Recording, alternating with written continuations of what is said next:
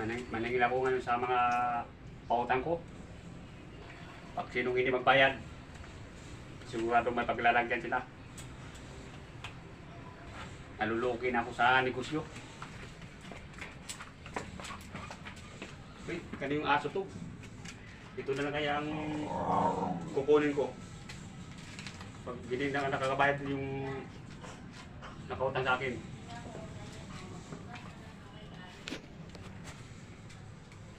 Oh, relax ka lang dyan. Baba na.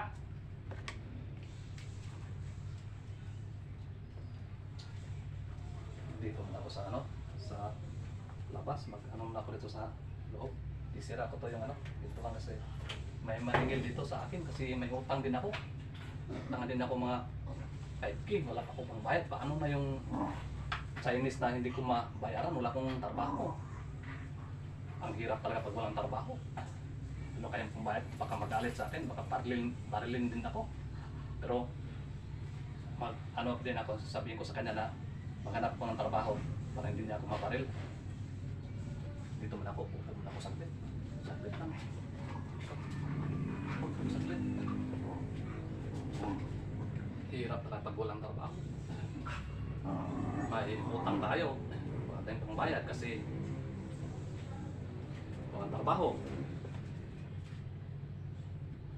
Hintayin ko, baka pumunta yan dito sa bahay. Okay.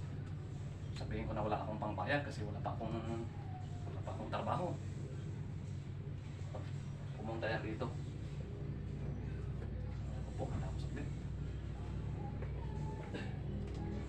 Pagawanag lang ko ng gusto parang hindi yan magalit sa akin. Dito na ako, upo muna ako saglit. Tao po! Uy, ano yan? Uy, nandito na. Ano po natin, boss? Ay, buti natagpuan kita. Pasok ka, boss.